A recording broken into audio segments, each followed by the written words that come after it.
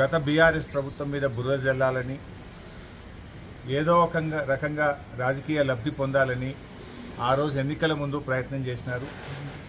ఇప్పుడు కూడా గత 2 సంవత్సరాలుగా అదే ప్రయత్నం చేస్తూ వచ్చారు.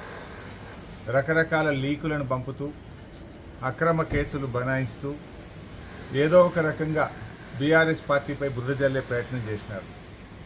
కానీ నేటి తీర్పుతో ప్రాథమిక హక్కులు, సహజ న్యాయ సూత్రాలను విస్మరిస్తూ ఘోష్ కమిషన్ ఇచ్చిన రిపోర్టు చెల్లదని, ఆ రిపోర్టు ఆధారంగా ఎలాంటి చర్యలు తీసుకోకూడదని రాష్ట్ర సర్వోన్నత న్యాయస్థానం ఇచ్చినటువంటి తీర్పు రేవంత్ రెడ్డి గారికి, కాంగ్రెస్ పార్టీకి చెంపపెట్టు.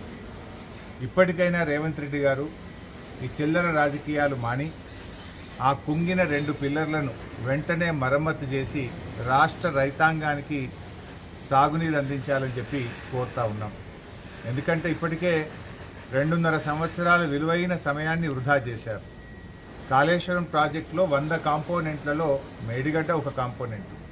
ఆ మేడిగడ్డలో ఉండే పదుల సంఖ్యలో ఉండే పియర్స్లో 2 పియర్స్ మాత్రమే కుంగినాయి.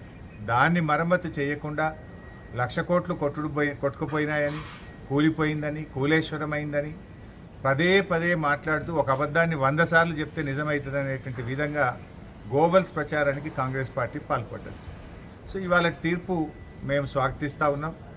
ఇప్పటికైనా రేవంత్ రెడ్డి గారు వెకిలి చర్యలు మాని, చిల్లర రాజకీయాలు మాని ఆ 2 పిల్లర్లను మరమ్మతు చేసి రాష్ట్ర ప్రయోజనాలు కాపాడాలని కోరుతూ ఉన్నాం.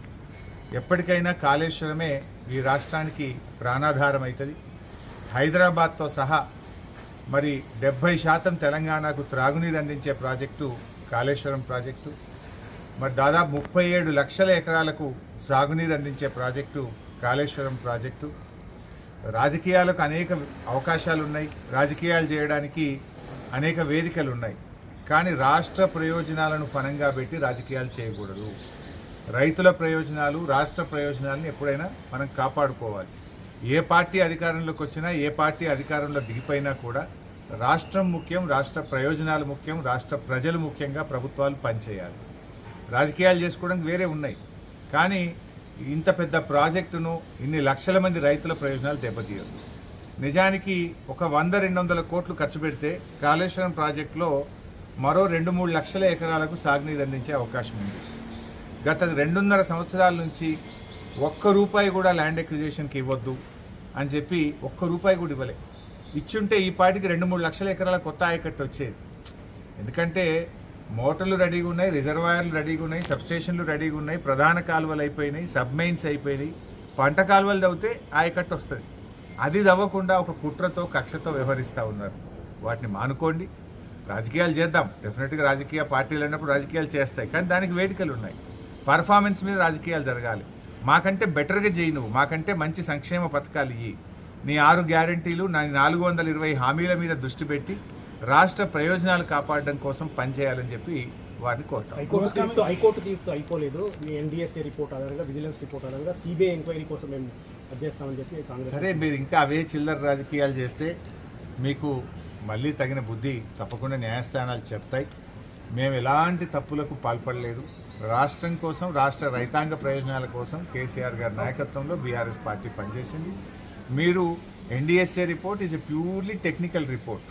దట్ ఈజ్ ఇంజనీర్స్ యొక్క ఏ టెస్టులు, ఏ క్వాలిటీ అని దాంట్లో ప్రభుత్వం చేసే నిర్ణయాలు ఉండవు. That's a technical report. దానికి ప్రభుత్వ నిర్ణయాలకు సంబంధం ఉండదు. సరే, అట్లా ఇంకా చాలా విషయాలు కూడా ఉన్నాయి. సరే, ఇంకా మీరు అలాంటి మకిలీ చర్యలు చేస్తారంటే మరోసారి మీకు భంగపాటు తప్పదు. అంటే గతంలో విద్యుత్ కమిషన్ కావచ్చు, కాలుష్య కమిషన్ కావచ్చు, రీసెంట్గా చాలా విషయాల్లో మాత్రం ప్రభుత్వం మీ పైన కూడా కొన్ని చర్యలు తీసుకుంటాము, దానికి సంబంధించి కూడా ఆలోచన చేస్తున్నామని చెప్పేసి చెప్తుంది. ఎలా చూడాలి దాన్ని? అంటే ఇప్పుడు ప్రభుత్వం మీద మేము రోజు విమర్శిస్తూ ఉన్నాం, ప్రభుత్వ స్కాములన్నీ బయట పెడతా ఉన్నాం, ప్రభుత్వ వైఫల్యాలను బయట పెడతా ఉన్నాం. 2.5 సంవత్సరాలు అయింది. అసెంబ్లీ సాక్షిగా ఆధారాలతో బయటపెడితే ప్రభుత్వం ఉక్కిరి అయిపోయింది. సమాధానం చెప్పుకోలేక శాసనసభ నుంచి మమ్మల్ని సస్పెండ్ చేసినారు. మరుసటి రోజే 2 ఎంక్వైరీలు పడ్డాయి నా మీద. అసెంబ్లీలో ప్రభుత్వ అవినీతిని ఆధారాలతో బయటపెడితే నెక్స్ట్ డే వితిన్ 48 అవర్స్ నా మీద 2 ఎంక్వైరీలు పడ్డాయి. సో ఈ ముఖ్యమంత్రి, ఈ ప్రభుత్వము తప్పులు సరిదిద్దుకోవడం పక్కన పెట్టి ప్రతిపక్షాలను వేధించాలి, ప్రతిపక్షాల మీద అక్రమ కేసులు బనాయించడం ద్వారా వాళ్ళను లొంగదీసుకోవాలనేటువంటి ప్రయత్నం చేస్తారు. మేము ఉద్యమకారులం, కేసీఆర్ నాయకత్వంలో రాటుదేలిన కరుడు గట్టిన ఉద్యమకారులం మేము. రాష్ట్రం కోసం ఎలాంటి త్యాగాలకైనా సిద్ధపడ్డ కార్యకర్తలు మేము. తప్పకుండా ఈ రాష్ట్ర ప్రయోజనాలు కాపాడుకోవడం కోసం రేవంత్ రెడ్డి ఎన్ని కుట్రలు చేసినా, ఎన్ని అక్రమ కేసులు బనాయించినా, ఎన్ని రకాలుగా వేధించినా మా పోరాటం ఆగదు. మేము మాకు రాజకీయం కంటే కూడా ఈ రాష్ట్ర ప్రయోజనాలు ముఖ్యం, ప్రజల ప్రయోజనాలు ముఖ్యం.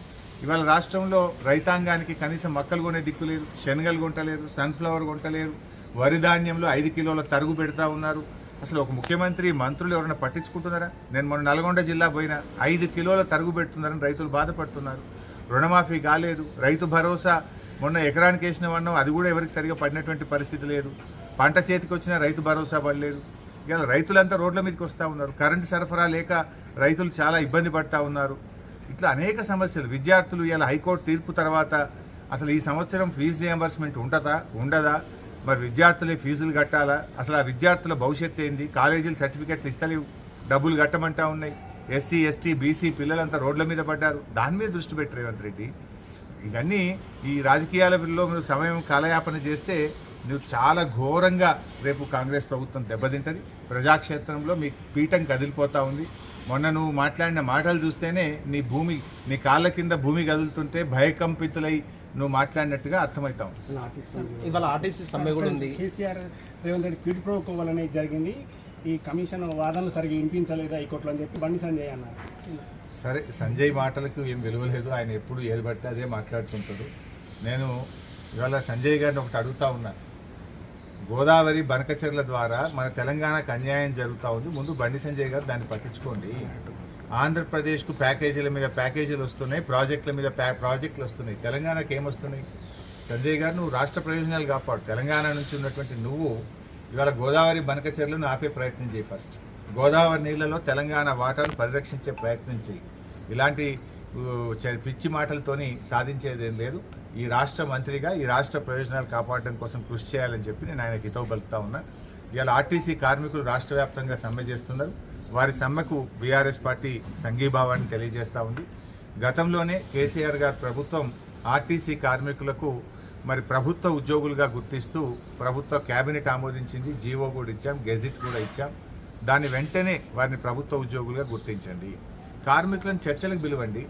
కార్మికులు చర్చలకు పిలవకుండా ప్రభుత్వం యొక్క మొండి వైఖరి విడనాడాలని మీరు ఆ రోజు కాంగ్రెస్ పార్టీ మేనిఫెస్టోలో చెప్పిందే అమలు చేయమని కార్మికులు అడుగుతున్నారు. కొత్త విషయాలు అడుగుతలేరు. మీరు ఎన్నికల ముందు ఆర్టీసీ కార్మికులకు ఇచ్చిన హామీలు అమలు చేయమంటున్నారు. అది కూడా వాళ్ళు రాగానే అడగలేదు కదా. 2.5 సంవత్సరాలు ఒప్పుకోబెట్టారు. 2.5 సంవత్సరాల నుంచి ఎందుకు హామీలు అమలు చేయలేదు అని అడుగుతా ఉన్నారు. ఇంకోటి, మహాలక్ష్మి పథకం పెట్టినారు, కానీ ఆర్టీసీకి ఇవ్వాల్సిన డబ్బులు ఇస్తలేరు కదా. 3,000 కోట్ల రూపాయలు ఆర్టీసీకి రాష్ట్ర ప్రభుత్వం బకాయి పడ్డది. దాంతో ఆర్టీసీ ఉద్యోగులకు ఆర్టీసీ యాజమాన్యం వాళ్ళ బకాయిలు ఇవ్వలేకపోతుంది, డిఏలు ఇవ్వలేకపోతా ఉంది, రిటైర్మెంట్ బెనిఫిట్స్ ఇవ్వలేకపోతా ఉంది. మహాలక్ష్మిని మీద ఊదరగొట్టుకునే మీరు మరి ఆర్టీసీ కార్మికుల కష్టమే కదా, ఎంతో కష్టపడి వాళ్ళు సేవలు అందిస్తూ ఉన్నారు. వారికి ఆర్టీసీకి ఎందుకు మీరు చెల్లించడం లేదు? బడ్జెట్లో పెడుతున్నారు కానీ నిధులు విడుదల చేయడం లేదు. ఆనాడు బీఆర్ఎస్ ప్రభుత్వం మహాలక్ష్మి లేకపోయినా రాష్ట్ర ప్రభుత్వం నుంచి సంవత్సరానికి 1,500 కోట్ల గ్రాంట్ ఇచ్చాం. మీరు గ్రాంట్ బంద్ చేసిండ్రు, కనీసం మహాలక్ష్మి పైసలు కూడా ఇవ్వడం లేదు. తక్షణమే మహాలక్ష్మి డబ్బులు ఆర్టీసీకి విడుదల చేయాలని, కార్మికులతో చర్చ జరిపి కార్మికుల యొక్క న్యాయబద్ధమైన కోరికల్ని తీర్చాలని చెప్పి ప్రభుత్వాన్ని డిమాండ్ చేస్తారు.